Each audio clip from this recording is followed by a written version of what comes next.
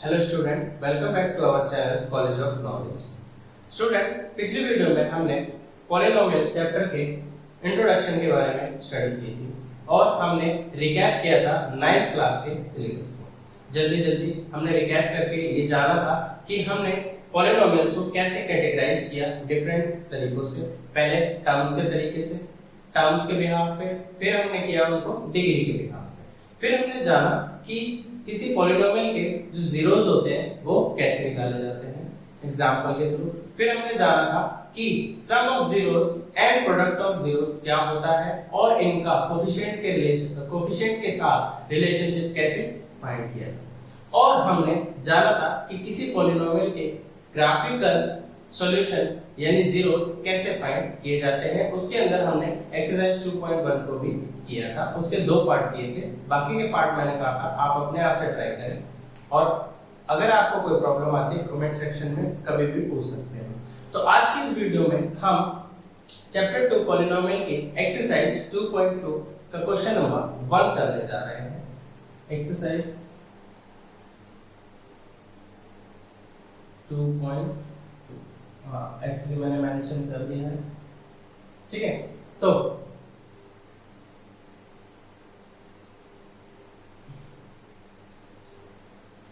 उसका क्वेश्चन क्या कहता है, find the zeros of the quadratic polynomial and verify the relationship between zeros and coefficient. हमें क्या करना है इस क्वेश्चन के अंदर, सबसे पहले क्वाड्रेटिक पॉलिनोमियल गिवन होंगे, उसके अंदर हमें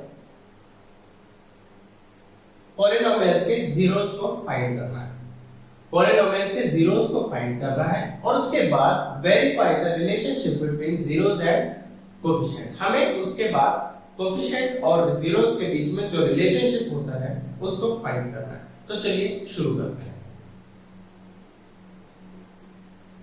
तो सबसे पहले हमारे को एक क्वाड्रेटिक पॉलिनोमियल गिवन है जिसका जो है x² - 2x - 8। इसको हम मिडिल टर्म स्प्रेड मेथड से सॉल्व कर लेंगे और इसके दोनों जीरोस को फाइंड कर लेंगे।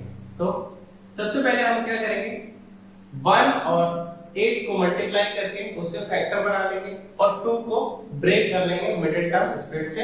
मैंने इसके बारे में पिछली वीडियो में बताया है कि हम कैसे मिडिल टर्म को स्प्रेड कर सकते हैं। तो हमारे पास दो नंबर ऐसे आते हैं, एक 4 और 2, जिनको अगर मैं सब्ट्रैक्ट करूं तो x² - 4x + 2x - 8। अगर मैं 4 में से 2 माइनस करूं तो 2 आएगा और 4 2s are 8 भी होगा। तो अब मेरे पास ये दो है, इनको कॉमन निकालता हूं, x कॉमन आएगा, x - 4 x - 4, यहां भी x - 4 आएगा तो कॉमन क्या है हमारे पास प्लस का 2, ठीक है। अब यहां पर कॉमन है x - 4 दोनों के अंदर, तो x - 4 हमने कॉमन निकाला, हमारे पास बचा x + 2। ये दोनों सेम आने चाहिए। अब हम क्या करेंगे, हमारे पास दो फैक्टर आ गए, दोनों फैक्टर को क्या करेंगे 0 के इक्वल रख के x की वैल्यूज को फाइंड कर लेंगे। तो x - 4 = 0 और x + 2 = 0। अब x की वैल्यू यहां पर आ गई 4 और x की वैल्यू यहां आ गई -2। अब हमारे पास अल्फा की वैल्यू क्या आई 4 और बीटा की वैल्यू आ गई -2। एक हमारा अल्फा होगा और एक हमारा बीटा होगा, क्योंकि इन्हीं की हेल्प से हम क्या करेंगे कोफिशिएंट के साथ इनका रिलेशनशिप फाइंड करेंगे। तो अब वेरिफिकेशन करते हैं, verification of relationship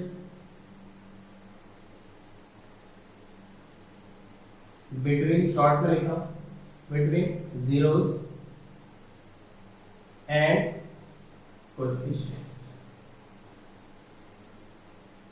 zeros and coefficient। तो फर्स्ट हम निकालेंगे sum of zeros, जिसका फॉर्मूला होता है -b/a। सबसे पहले हम सम ऑफ जीरोस निकालेंगे, सम ऑफ जीरोस मतलब अल्फा प्लस बीटा, क्योंकि जीरोस ये है इन्हीं का सम करेंगे। तो sum of zeros equals to b की वैल्यू, अब इसके अंदर हम b की वैल्यू देखेंगे तो -2 है, तो यहाँ भी एक माइनस है, तो ये हो जाएगा माइनस माइनस 2 अपॉन में ए है हमारा 1 और अल्फा प्लस बीटा क्या आएगा 4 प्लस माइनस 2 माइनस था माइनस से 2। जहां भी अगर कोई नंबर जाता है तो अपने साइन के साथ जाता है, तो माइनस माइनस यहाँ प्लस 2 हो गया और यहाँ पे 2 आ गया, तो ये हैंस वेरीफाइड हो गया, दोनों साइड इक्वल आ गए। अब बात करते हैं सेकंड रिलेशनशिप की। दूसरा है product of zeros, C upon A। Product of zeros निकालेंगे तो प्रोडक्ट ऑफ जीरोस मतलब alpha into beta is equals to C upon A। तो अल्फा क्या है हमारा 4, बीटा क्या है हमारा -2, C क्या है हमारा -8, A हमारा 1 है, तो 4 2 जा -8 यहां भी हमारा रिलेशनशिप फाइंड हो गया, हेंस वेरीफाइड, ये भी वेरीफाई हो गया। अब हमने फर्स्ट क्वेश्चन को कंप्लीट कर लिया है, इसी तरीके से अगला पार्ट भी करेंगे। स्टूडेंट अब क्वेश्चन नंबर फर्स्ट का सेकंड पार्ट करते हैं, जिसमें हमें दिया है 4s² - 4s + 1। इसके अंदर जो वेरिएबल है वो हमारा s है, जिसके अंदर a की वैल्यू 4 है, b की वैल्यू -4 है और c की वैल्यू 1 है। तो चलो इसे सॉल्व करते हैं और रिलेशनशिप एंड जीरोस को फाइंड करते हैं। तो सबसे पहले हम 4 और 1 को मल्टीप्लाई कर देंगे, हमारे पास 4 आएगा और उसके फैक्टर कर देंगे। तो हम फैक्टर करेंगे तो इसका मिडिल टर्म स्प्लिट होगा 4s² - 2s - 2s + 1 -2s को ऐड करेंगे तो -4s आएगा और दोनों को मल्टीप्लाई करेंगे तो 4 आएगा। तो अब हमारे पास कॉमन क्या आ रहा है, यहाँ पर 2s कॉमन है, तो यहाँ पे 2s जब निकाल दिया तो यहाँ पे क्या बचेगा 2s ही बचेगा, -1 बचेगा। इसी तरीके से 2s - 1 यहाँ बचेगा, तो यहाँ क्या बचेगा -1, क्योंकि -1 जब हम अंदर मल्टीप्लाई कराएंगे तो यहाँ -2s आएगा और यहाँ +1 आएगा, और ये दोनों फैक्टर हमारे सेम होने चाहिए क्योंकि हमें इनको कॉमन निकालना है। अब कॉमन आएगा 2s - 1, तो यहाँ बचेगा ये दोनों 2s - 1। अब हमारे पास दो फैक्टर आ गए हैं। पहला फैक्टर है 2s - 1। 2s - 1 हम क्या करेंगे, दोनों को 0 के इक्वल रख देंगे। 2s - 1 = 0, 2s - 1 = 0। अब s की वैल्यू यहां से फाइंड करेंगे तो 1/2 आएगी, यहां s की वैल्यू फाइंड करेंगे तो 1/2 यहां भी आएगी। तो s की दो वैल्यूज आ गई हमारे पास और दोनों सेम आई है, 1/2 एंड 1/2। तो अल्फा = 1/2 एंड बीटा = 1/2। अब अल्फा और बीटा की हेल्प से हम क्या करेंगे, दोनों के कोफिशिएंट के साथ रिलेशनशिप को फाइंड करेंगे। तो यहां हम कर रहे हैं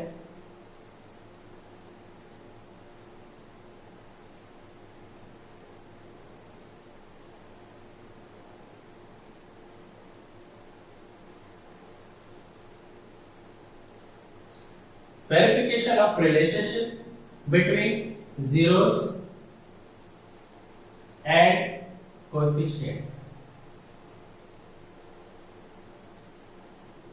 तो फर्स्ट हम करेंगे sum of zeros is equals to -b/a। sum of zeros होता है -b/a। zeros क्या है हमारे alpha plus beta is equals to -b/a। Alpha है हमारा 1/2 प्लस बीटा है हमारा 1/2 इज इक्वल्स टू b की वैल्यू क्या है, b की वैल्यू हमारी है -4, तो -4 और a की वैल्यू भी है यहाँ पर 4। जब हम हाफ एंड हाफ को ऐड करते हैं तो 1 बनता है, तो यहाँ क्या बनेगा 1 और यहाँ भी 4 से 4 कैंसिल होगा, 1 आएगा और माइनस माइनस प्लस 1 बन जाएगा, यानी यहाँ पर वेरिफिकेशन हो गया। अब सेकंड पार्ट करते हैं, product of zeros is equals to C upon A। C upon A में हम क्या करेंगे, alpha into beta C upon A. Alpha क्या है हमारा हाफ, बीटा क्या है हमारा हाफ, C की वैल्यू है हमारी 1 अपॉन ए की वैल्यू है 4। हाफ इंटू हाफ जब मल्टीप्लाई होता है तो 1/4 बनाता है, और यहाँ भी 1/4। तो हमारा आंसर वेरीफाइड हो गया, यानी कि दोनों रिलेशनशिप को हमने फाइंड कर लिया है। इससे पता चलता है कि हमारा क्वेश्चन बिल्कुल सही है। इसी तरीके से हम थर्ड पार्ट भी करेंगे। तो स्टूडेंट अब देखते हैं क्वेश्चन नंबर फर्स्ट का थर्ड पार्ट। इसके अंदर हमें पॉलिनोमियल दिया है 6x² - 3 - 7x। इसको नॉर्मल फॉर्म में नहीं लिखा है, हम पहले इसको नॉर्मल फॉर्म में लिख लेते हैं, जिसमें b की वैल्यू पहले आती है और c की बाद में।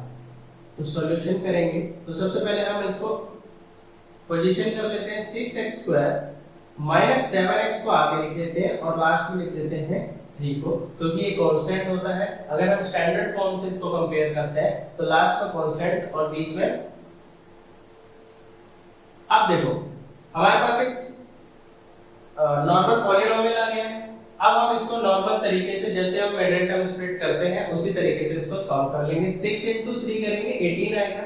18 का जब फैक्टर करेंगे तो हमारे पास दो नंबर आएंगे, जिनको सब्ट्रैक्ट करेंगे तो 7 आएगा, यानी कि 6x² और मल्टीप्लाई करेंगे तो 18 आएगा।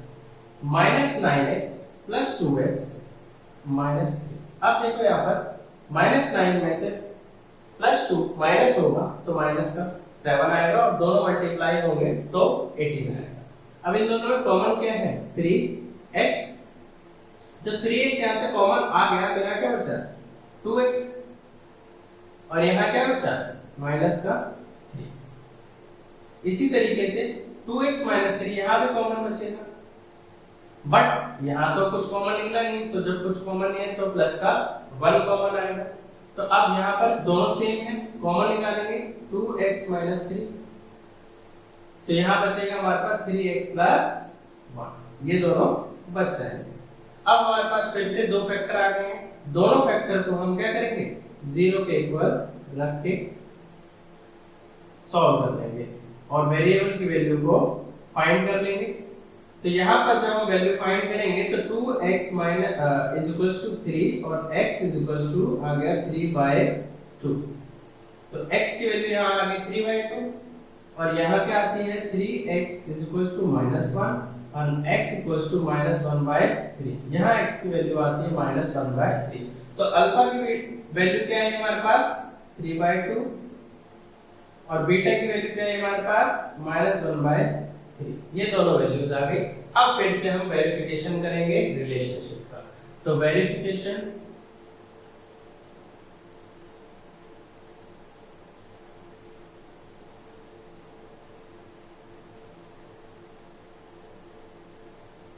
Between zeros and coefficient. ठीक है, अब सबसे पहले हम फाइंड करेंगे sum of zeros -b/a। Sum of zeros find करेंगे तो -b/a यानी अल्फा प्लस बीटा होगा, -b/a। अल्फा क्या हमारा 3/2 प्लस बीटा क्या हमारा -1/3। यहाँ पर b की वैल्यू क्या है हमारी, यहाँ देखेंगे b की वैल्यू -7, 1 माइनस और -7, a की वैल्यू 6, तो नीचे आ गया। अब हम जब इसे सॉल्व करेंगे तो ये होगा 3/2 -1/3 = 7/6। जब हम इसे सॉल्व कर लेंगे तो हमारे पास आएगा एलसीएम 6, ऊपर आएगा 9, यहाँ आएगा 2 = 7/6। तो हमारा आ जाएगा 7/6 = 7/6। ये तो हो गया प्रूफ। अब बात करते हैं प्रोडक्ट ऑफ जीरो की।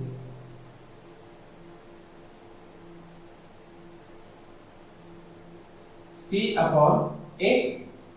तो प्रोडक्ट करेंगे तो अल्फा इंटू बीटा हो जाएगा c upon a।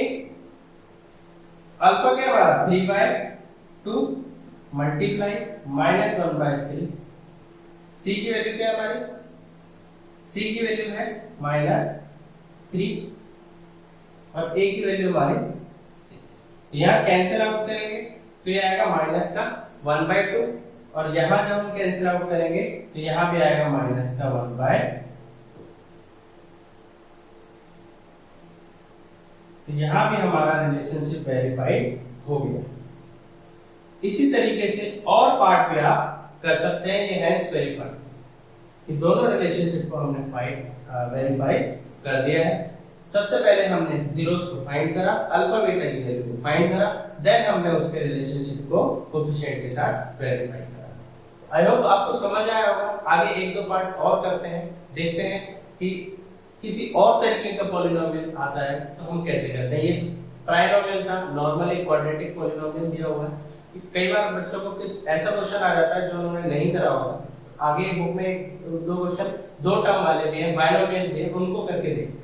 Student, question number first का फिफ्थ पार्ट t² - 15। हमें इसके जीरोस को फाइंड करना है और इसके कोएफिशिएंट के रिलेशनशिप को भी फाइंड करना है। तो ये नॉर्मल तो क्वाड्रेटिक पॉलिनोमियल दिया गया है जिसमें तीन टर्म्स होती हैं, जिसमें दो टर्म्स हैं। अब इसको हम कैसे फैक्टराइज करें, मिडिल टर्म को स्प्लिट कैसे करें, हमारे पास तो मिडिल टर्म ही नहीं है। तो हम क्या करेंगे, अगर हम थोड़ा सा ध्यान से देखें तो हम इस पे एक आइडेंटिटी लगा सकते हैं। अगर हम ध्यान से देखें तो हम क्या करते हैं, सॉल्यूशन में t² - रूट लगा के इस पे स्क्वायर लगा सकते हैं, क्योंकि रूट से जब मैं इसको कैंसिल करूंगा तो नॉर्मल 15 आ जाएगा, यानी हमारी इक्वेशन पे कोई इफेक्ट नहीं पड़ेगा। हम इस इक्वेशन में कोई भी चीज ऐड सब्ट्रैक्ट कर सकते हैं, लेकिन उस इक्वेशन पे कोई इफेक्ट नहीं होना चाहिए। जैसे हमने रूट लगाया तो हमने साथ के साथ स्क्वायर भी लगाया। अगर हम कोई 1 ऐड कर रहे हैं तो 1 सब्ट्रैक्ट भी करें। इसी तरीके से हमने रूट को ऐड कर दिया और स्क्वायर लगा लिया। हमें जरूरत थी स्क्वायर की, तो खाली स्क्वायर हम लगा नहीं सकते, क्योंकि ऐसे तो हम क्वेश्चन में कुछ भी कर देंगे। तो हमें स्क्वायर की जरूरत थी, तो हमें उसकी वजह से हमें इस पे रूट चढ़ाना पड़ा, क्योंकि रूट से स्क्वायर कैंसिल हो जाएगा। अब देखो यहाँ पर एक आइडेंटिटी दिखाई दे रही है, a² - b² है, जो कि ये है a² - b² is equals to a plus b and a minus, ये आइडेंटिटी दिखाई दे रही है कि a² - b², a² - b²।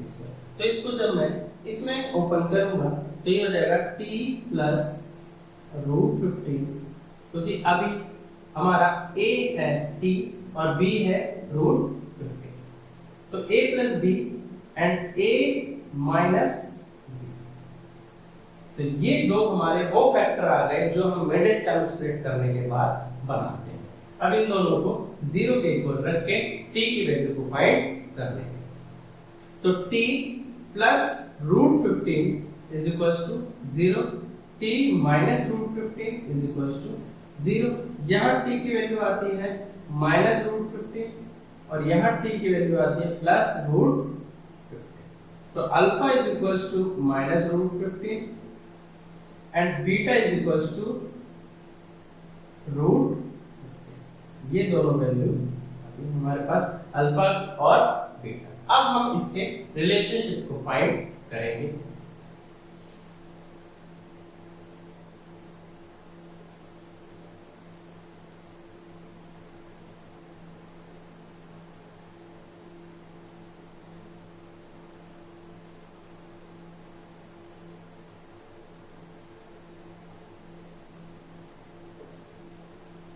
First, sum of zeros is equals to minus b upon a। sum of zeros मतलब alpha plus beta, alpha plus beta is equals to minus b upon a। Alpha की value हमारे पास minus √15 plus beta की value हमारे पास plus √15। b की value क्या है आप देखो, अगर हम इसको स्टैंडर्ड फॉर्म से कंपेयर करें, स्टैंडर्ड फॉर्म होती है ax² + bx + c, ये होती है स्टैंडर्ड फॉर्म। इससे इसको कंपेयर करें तो हमारे पास ये टर्म है और ये है, यानी a और c तो है, बट ये मिडिल टर्म तो है ही, जो कि यहाँ पर यूज होने वाले। अब क्या करें, अब b की वैल्यू यहाँ पर कैसे लाएं, कि मैंने 9th क्लास के इंट्रोडक्शन में बताया था कि अगर आप देखना चाहें तो वहां पर मैंने सब कुछ एक्सप्लेन किया हुआ है, वेरिएबल, डिग्री, कोफिशिएंट सब कुछ बताया। लेकिन मैं यहाँ पे बताता हूँ कि जब हमारे पास कोई वेरिएबल ही ना हो जिसको हम लिखना चाहते हैं और वो वेरिएबल नहीं है या कोफिशिएंट नहीं है, तो उसका या कांस्टेंट नहीं है तो उसका कोफिशिएंट कैसे आएगा या क्या होगा, कि जब हमारा कोफिशिएंट ही गायब हो या कांस्टेंट या हमारे टर्म ही गायब हो, तो उस समय पे उसका कोफिशिएंट 0 होगा। तो यानी b की वैल्यू क्या होगी 0। अब नीचे कुछ भी लगा लो, नीचे 1 रहेगा तो ये 0 और 0 दोनों आ जाएंगे, क्योंकि ये दोनों प्लस माइनस 0 हो जाएगा और ऊपर 0 तो नीचे 1, कुछ भी आ जाए ऊपर 0 तो 0 ही रहेगा। तो आई होप समझ आया होगा कि जब कोई टर्म ही गायब होती है तो उसका कोएफिशिएंट हमेशा 0 ही होता है।